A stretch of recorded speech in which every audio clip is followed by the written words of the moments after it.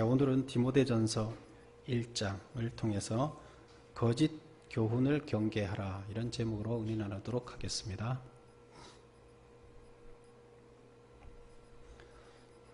우리가 지금 사도 바울 서신서를 쭉 보고 있습니다. 사도 바울 서신서를 보고 있는데 이제 거의 다 보아가고 있습니다. 사도 바울 서신서가 이제 디모데하고 그 다음에 디모데 뒤쪽에 있는 게 뭘까요? 한번 넘겨보세요. 디모데 전서 후서 다음에 뭐가 있어요? 예? 디도서. 디도서 뒤에 뭐가 있어요?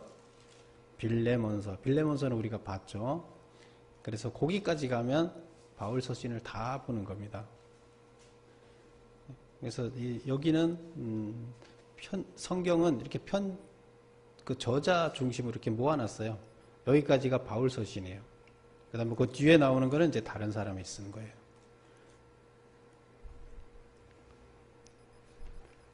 디모데 전서는 어떤 책이냐 한번 볼까요? 디모데한테 편지를 쓴 거예요. 누가? 바울이. 디모데한테 편지를 썼는데 언제 쓴 거냐 하면 바울이 로마 감옥에 갇혀 있었잖아요. 로마 감옥에 갇혀 있다가 1차 석방이 되었어요. 나중에 다시 또 갇힙니다. 그래서 1차 석방이 되었으니까 자유가 주어졌잖아요. 그때 신방 여행을 합니다. 그래서 63년과 65년 사이에 신방 여행을 하게 되는데 그때 에베소 교회를 담임하는 디모데에게 편지를 써보내는 겁니다. 신방 여행을 하면서 다른 곳에 가서 이제 써 보내는 그런 이야기가 되겠습니다. 신방 여행은 어떤 거겠어요? 기존에 본인이 개척해 나온 교회들이 잘 있는가, 문제가 없는가, 또 문제가 있다고 연락받은데 거기에 어떤 문제가 있는데 어떻게 해결해야 될지 찾아서 가는 거죠. 그래서 그게 신방 여행입니다. 그런데 지금 로마 감옥에 갇힌 이후에 이야기는 없어요. 이때 신방 전도한 이야기는 사도행전이 기록이 안 돼 있어요. 그래서 우리는 그 기록이 안 나오니까 잘 몰라요. 그리고 여기 핵심 내용은 디모데전서 그 핵심 내용은 뭐냐면 영지주의 등 거짓 교사들의 가르침에 복음의 진리로 맞서 싸울 것. 그 다음에 참된 말씀으로 성도들을 가르쳐서 그들로 하여금 그리스도의 삶의 자세를 견지하도록 하기 위해서 썼다. 제일 문제가 뭐예요? 잘못된 교리. 잘못된 교리들이 전파되는 거예요. 근데 그 중에 이제 영지주의도 들어있는데요. 영지주의가 이제 성장해 나가기 시작합니다. 그래서 그런 거에 대해서 경계하기. 영지주의가 나중에 교회 안에 들어와서 교회를 다 뒤집어 놓습니다. 로마 제국이 기독교 국가로 됐는데 영지주의가 침투해 들어오면서 각 교회마다 영지주의가 판을 쳐서 기독교가 다 변질돼 버립니다. 그래서 이것들이 이때부터 벌써 시작이 됐어요. 그래서 디모데는 그러면은 누구냐? 디모데한테 편지를 썼는데 지금 에베소 교회에 담임 목사를 하고 있다 그랬죠. 근데 사도 바울하고 특별한 관계예요. 우리 1절에서 보면 이렇게 얘기를 하고 있죠. 2절에서 보면 믿음 안에서 참 아들 된 디모데에게 편지하노니. 디모데한테 사도 바울이 두 사람한테 이렇게 씁니다. 아들이라는 명칭을 두 사람한테 써요. 디모데한테 쓰고 또 누구한테 쓸까요? 뒤에 나오는 디도한테 씁니다. 두 사람이 이제 사도 바울의 제자인데 제자를 친아들처럼 생각을 합니다. 그래서 아들이라는 명칭을 이렇게 씁니다. 믿음의 아들. 근데 디모데는 어떤 사람이냐? 소아시아에 있는 더베 지역이라고 있습니다. 거기에 1차 선교 여행을 갔을 때 거기서 만나는데요. 더베 출생이고 아버지는 헬라인이에요. 어머니는 유대인이에요. 근데 이때 유대인들은 어머니가 유대인이면 어머니가 주로 교육을 담당하기 때문에 신앙 교육을 유대식으로 해요. 그래서 유대인의 우리 구약에 있는 성경들을 다 공부를 하는 거죠.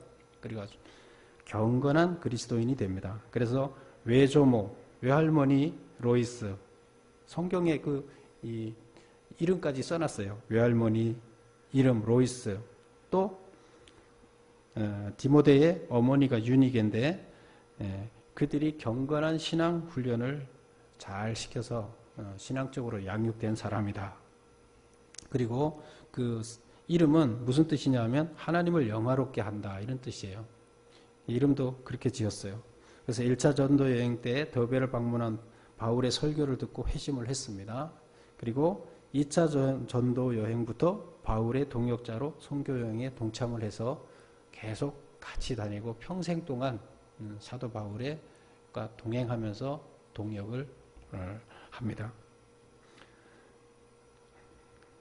디모데는 충실되고 성실한 성격인데 또 약점이 좀 소심하고 허약해요. 허약 체질이에요. 그래서 바울의 신실한 동역자로서 바울의 목회 사역을 돕습니다. 바울이 감옥에 가 있거나 뭐 이럴 때는 꼭 이 디모데를 통해서 대행을 합니다. 그 일을, 목회 사역을. 그래서 그 일을 대행을 했고, 지금 에베소 교회에 지금 담임 목사로 가 있는데, 에베소 교회는 누가 개척한 거죠? 처음에 사도 바울이 만들었죠. 사도 바울이 만들고 일대 담임 목사가 누가 됐을까요? 예, 디모데가 됐습니다. 그래서 디모데가 개척 이후에 물론 그 사도 바울이 1대가 되고 2대가 되겠죠. 사도 바울 이후에 디모데가 처음으로 거기 담임 목사가 됐습니다.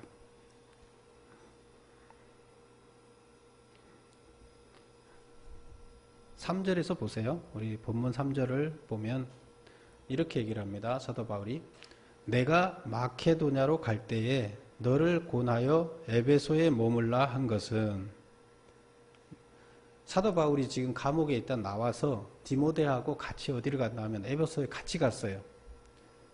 지금 에베소가 상당히 중요한 지역이에요. 왜 그랬죠? 기독교의 중심지가 지금 어디로 돼 있어요? 기독교 중심지가 에베소 지역이, 소아시아 지역이 기독교 중심지예요. 이때 당시. 그래서 에베소 지역, 소아시아 지역의 에베소가 소아시아 수도잖아요. 근데 거기에서 사도 바울이 개척을 하고 거기가 중요하기 때문에 거기를 갔어요. 같이 가서 감옥에서 나와서 거기를 갔는데 거기에 머무르라고 해요. 이게 뭐예요? 담임 목사로 너 여기서 근무해라 이런 얘기를 하는 겁니다. 그럼 내가 너를 왜 거기다 머무르게 했느냐 편지에다가 씁니다. 그 내용을 지금 여기서는 편지에 떨어진 다음에 온 다음에 나중에 편지를 쓴 거죠. 뭐라고 씁니까? 어떤 사람들을 명하여 다른 교훈을 가르치지 말며 신하와 끝없는 족보에 몰두하지 말게 하기 위해서 너를 거기다 보냈다. 뭘 하지 못하도록 하게 하기 위해서 너를 거기다 보냈다는 거예요. 거기 뒀다는 거예요. 담임 목사를 파송을 했다는 거예요. 뭘 하기 위해서? 어떤 사람들을 한테 명을 해서 다른 교훈을 가르치지 말도록 하기 위해서. 누굴까요? 이단들이 다른 교훈을 가르치는 거예요. 그래서 그것을 못하게 하기 위해서, 또 신하와 끝없는 족보 가지고 계속 몰두하는데 그거 하지 못하게 하기 위해서, 이단들이 하는 거예요. 이단들이 그 일을 하지 못하게 하기 위해서 너를 거기에 보냈다.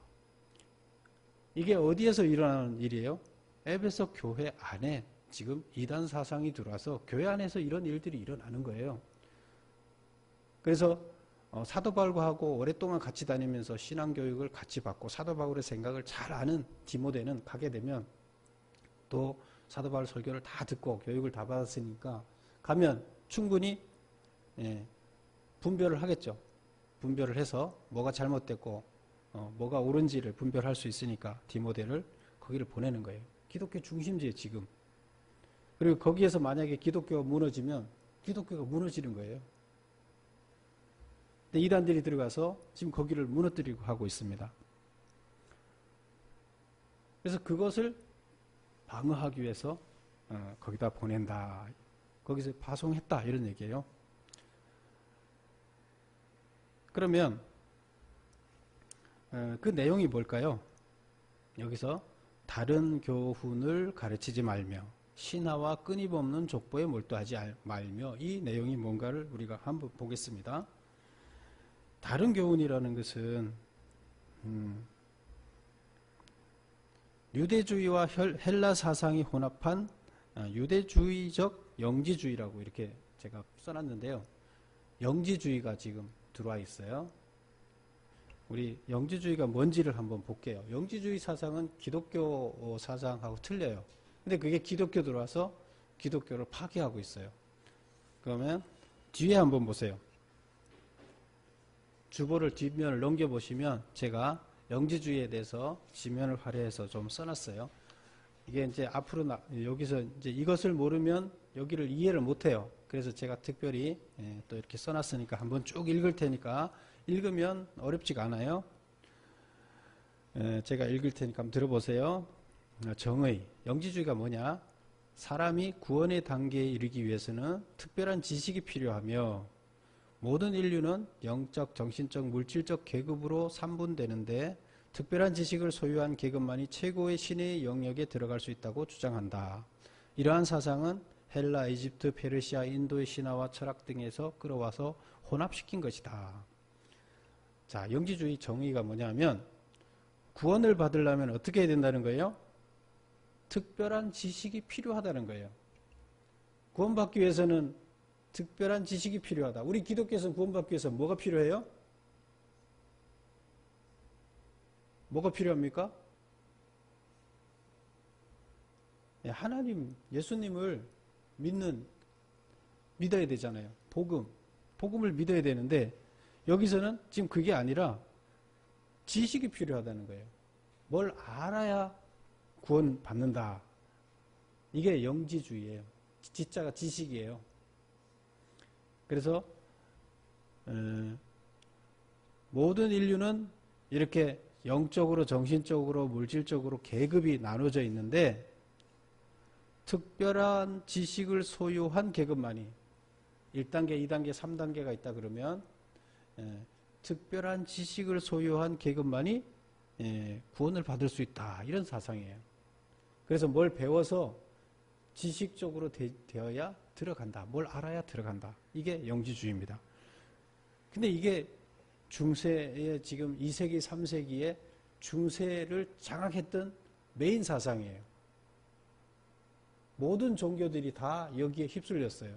근데 특별히 기독교가 그때 가장 강성했던 종교가 기독교잖아요. 로마 제국에서 기독교를 그 국가의 콘스탄티노플 황제가 기독교를 로마의 국가 그 종교로 인정을 했죠. 기독교를 안 믿으면 안 되게 만들었는데 이때 영지주의가 어디를 침투하겠어요? 기독교를 침투하는 거죠. 그래서 사상, 그 내용들을 보면 이렇게 기독교랑 많이 틀립니다. 한번 쭉 읽을 테니까 체크해 보세요. 육체를 포함한 물질은 악하고 영혼만 선하다. 육체를 포함한 물질은 악하고 영혼만 선하다. 그래서 우리 영은 선한 것인데 우리 육체는 악한 것이다. 그런 뜻이에요. 지식은 구원의 필수적인 조건으로 덕보다 우월하다. 뭐 덕을 지키는 게 중요한 게 아니라 지식을 갖는 게 중요하다는 거예요. 구원받기 위해서는. 삶은 어떻게 살아도 상관없는 거예요. 알기만 하면 돼요. 그 다음에 신의 세계는 30개의 등급으로 나뉘는데 세상을 창조한 유대인의 하나님은 최하위의 신으로 열등한 존재다. 신이 30등급 중에서 지금 유대인이 믿는 하나님은 최하위에 속한다. 역사적 그리스도는 성육신한 것이 아니라 천상의 신이 인간 예수의 몸을 빌어서 사용한 것인데 십자가에 못 박히기 전에 천상의 세계로 돌아갔다. 죽지 않았다는 거예요. 그러니까 그냥 예수라는 인간이 있고 이 땅에 신이 잠깐 그 예수의 몸을 빌려서 활동하다가 신은 죽을 수 없으니까 못 박히기 전에 갔다는 거예요. 부활은 없다. 그 이유는 물질은 악하고 영혼만 선하기 때문에 인간의 구원은 물질 곧 육신으로부터 영혼이 해방되는 것을 의미하기 때문이다. 이 악한 육체로부터 영혼이 해방되는 거라는 거예요. 그게 뭐예요? 그게 구원이에요. 그러면 부활이라고 하면은 육체 부활을 얘기하잖아요. 영은 죽지 않기 때문에 육체 부활을 얘기하는데 부활이 없다는 거예요. 그렇기 때문에 오히려 분리돼서 해방을 봐야지 무슨 육체랑 다시 합치냐. 그 부활은 없다. 이렇게 얘기를 하는 겁니다. 우리 기독교랑 완전히 틀리죠. 그런데 이게 기독교 안에 들어와서 메인 사상이 됐어요. 기독교가 변질되는 거죠.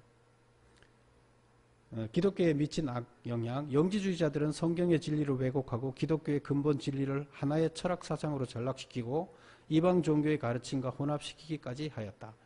자기네들이 믿는 이 영지주의가 구원의 길이고 나머지는 그냥 별 볼일 없는 것이다 이렇게 얘기를 하는 거예요. 근데 지식만 중요하지 윤리나 양심은 별 상관이 없다. 영혼만 고상한 지식을 갖추면 되지 육체는 본래 악한 것이니 방탕과 쾌락을 누리게 해도 무방하다.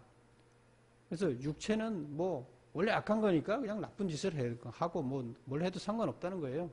영혼만 분리돼서 가면 되기 때문에. 그래서 AD 2세기경 기원 후 2세기경 교회에 침투하여 150년 동안 교회 내에서 성행하면서 기독교 공동체를 파괴하였다. 2세기면 지금 사도 바울이 지금 63년, 65년경 이때하고 2세기경하고 좀 거리가 있죠. 근데 이때부터 벌써 들어와서 판치기 시작한 거예요. 자, 그러면 다시 넘어오겠습니다. 영지주의에 대해서 알아봤습니다. 그럼 다른 교훈이라는 게 뭐라고요? 바로 이런 영지주의들이 교회 안에 들어와서 지금 기독교의 핵심 사상들, 기독교의 핵심 사상은 구원에 관한 핵심 사상들을 완전히 다른 걸로, 그리고 기독교인의 삶을 그렇게 살면 안 된다. 영지주의적 삶을 살아야 된다. 이겁니다. 그리고 유대인이 믿는 하나님은 제일 낮은 거기 때문에 더 높은 신을 믿어야 된다. 이렇게 얘기를 합니다. 그러면 교회에 있는 사람들, 이때 기독교에 들어와 있는 사람들은 뭐라고? 교회에서 무슨 생각을 하겠어요?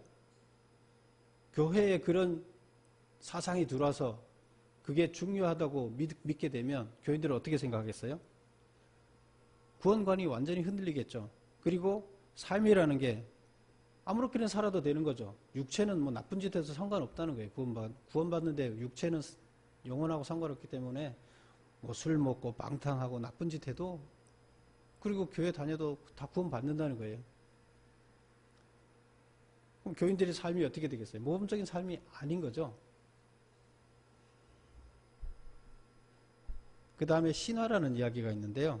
여기 본문에 나와 있죠. 신화, 끝없는 족보. 이건 뭐냐 하면 그리스 로마와 영지주의의 영향으로 한 집안 또는 도시의 기원을 어떤 신에게 소급시키는 풍조다.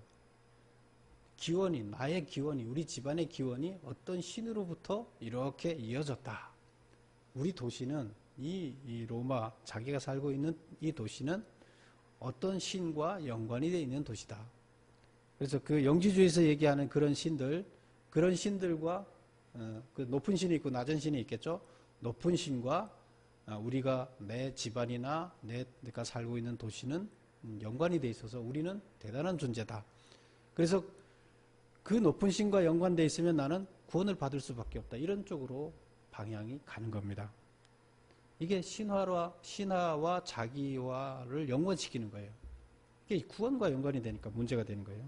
그 다음에 끝없는 족보도 마찬가지예요. 요거는 유대인들이 또 그 영향을 받으면서, 유대인들 족보가 있잖아요. 유대인의 영향을 받은 것으로 자신의 족보를 이스라엘의 유명 조상들에게 억지로 연결시켜서 이것을 구원의 조건인 양 내세웠다. 그래서 이것만 따지고 앉아 있는 거예요. 구원은 이런 데서부터 일어난다는 거. 우리 조상이 훌륭하면 나는 당연히 구원 받는다. 이런 거가 되는 거예요. 이게 영지주의 영향으로 이런 일들이 일어난 겁니다. 바로 이게 뭐예요? 이단이에요. 이단. 오늘날에는 종말과 관련된 이단들이 등장을 했죠. 이때는 영지주의와 관련된 이단들이 등장해서 교회를 파괴를 하고 있습니다. 그래서 가장 큰 위험 요소가 바로 이런 거였어요. 그래서 이게 거짓 교훈인데, 그러면 거짓 교훈과 참 교훈은 어떤 차이가 있느냐? 그 거짓 교훈은 율법이라는 이름으로 얘기를 하고요. 참 교훈은 복음이라는 이름으로 얘기를 할 수가 있어요.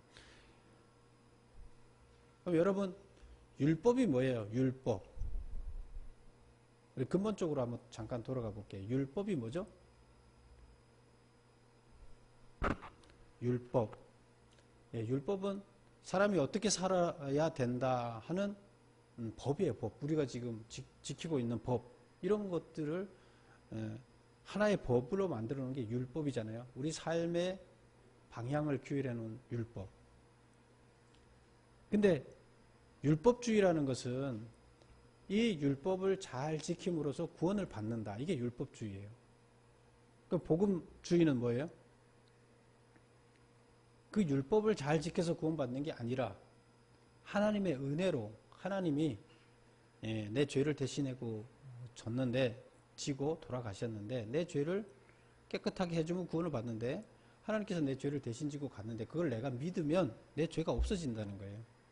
구약에서 양에다 안수하고 그거를 잡으면 내 죄가 사해진 거예요. 양이 죽었잖아요. 죄를 지고 죽었잖아요. 그런 식으로 복음은 예수님이 양이 돼서 죽으신 거예요. 그래서 내가 그걸 믿으면 내 죄가 없어졌으니까 구원받는다. 그러니까 이게 복음주의인데 율법주의하고 완전히 틀리죠?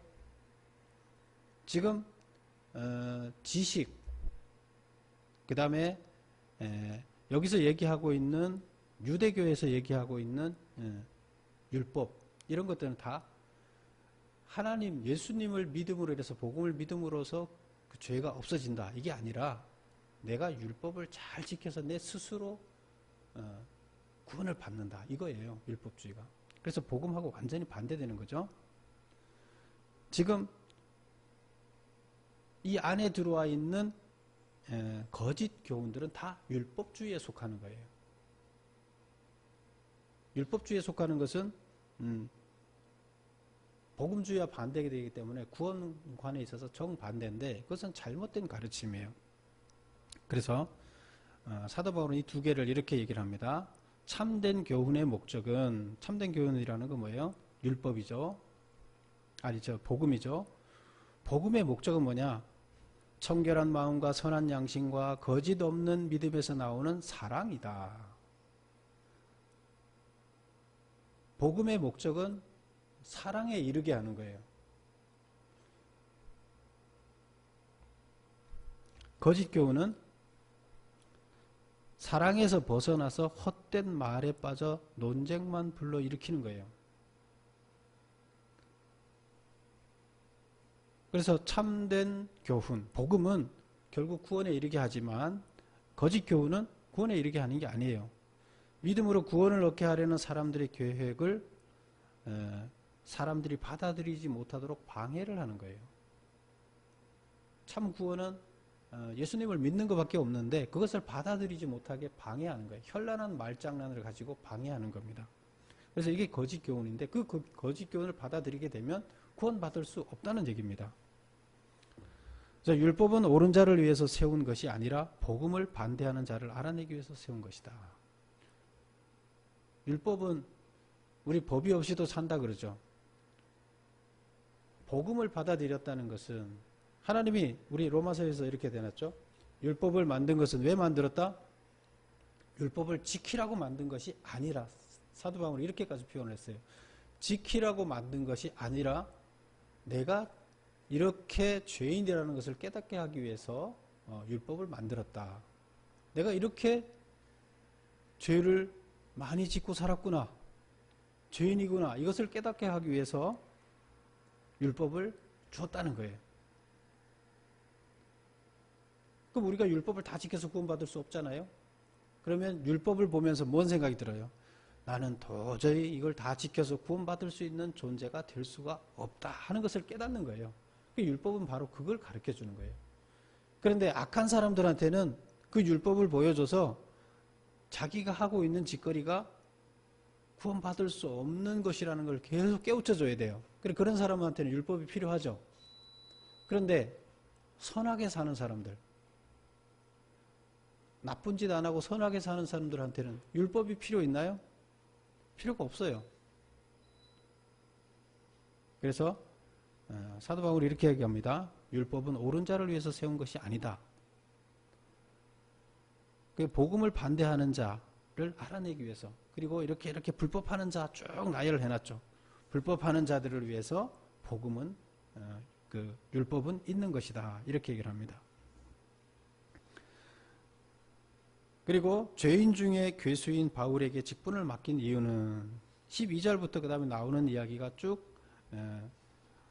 무슨 이야기를 하고 있느냐. 사도 바울은 죄인이라는 거예요. 근데 얼마나 죄인이냐 하면 바로 죄인 중에 괴수다. 15절에 보면 끝에 15절 끝에 죄인 중에 내가 괴수다. 최고의 죄인이다. 왜? 예수님을 내가 죽이려고 그랬으니까. 예수님 비방하고 예수님 믿는 사람들 다 잡아 죽이려고 했으니까 나는 죄인 중에 괴수다. 그런데 그 예수님이 나를 예수를 전파하는, 복음을 전파하는 사도로 삼아 주셨다는 거예요. 그러니까 그분이 얼마나 넓으신 분이에요. 인내심이 강한 분이에요. 근데 그 이유는 나를 그렇게 이 나쁜 인간을 굳이 사도로 삼은 이유는, 최고 나쁜 인간을 자기 종으로 삼은 이유는 뭐냐? 다른 사람들한테 나보다가 더 악한 죄인은 없다는 거예요. 나만큼 악한 죄인도 구원을 받는다는 것을 보여주면 다른 사람들은 다 그러면 사도 바울도 구원받는다 그러면 나는 당연히 구원받겠구나, 이런 생각을 하게 한다는 겁니다.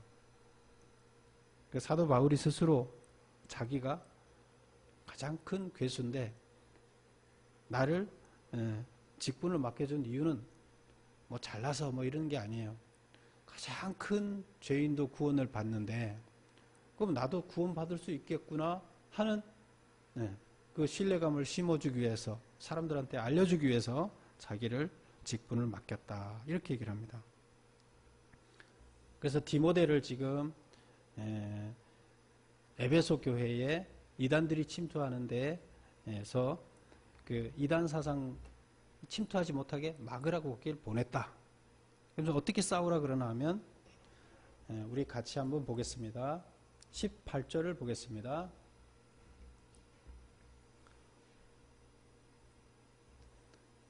아들 디모데야, 내가 네게 이 교훈으로서 명하노니 전에 너를 지도한 예언을 따라 이것으로 선한 싸움을 싸우며 믿음과 착한 양심을 가지라. 이게 이제 마지막 당부하는 거예요. 무슨 당부를 합니까? 선한 싸움을 싸우는데 뭘로 싸우라? 무기가 예언을 따라, 말씀이죠. 전에 너를 지도한 예언을 따라, 말씀에 따라서 이 교훈, 이게 복음이죠. 앞에서 내가 네게 이 교훈으로서 명하노니 전에 너를 지도한 이 예언을 따라, 말씀을 따라 이 말씀으로 선한 싸움을 싸우며 믿음과 착한 양심을 가지라. 믿음은 뭐예요? 뭘 얘기하는 겁니까? 믿음. 예수님을 믿어야 구원을 받을 수가, 예수님이 우리의 죄를 대신 지고 돌아가시고 그래서 우리가 깨끗해진다는 걸 믿어야 되는 거죠. 예수님을 믿어야 돼요. 그 믿음 지켜라. 믿어라. 그 다음에 착한 양심을 가지라.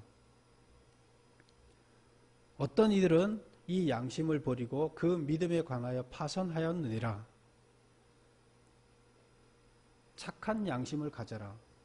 그 양심을 끝까지 지키고 가라. 근데 지키지 못하는 사람들은 얘기가 그 다음에 나오는 거죠.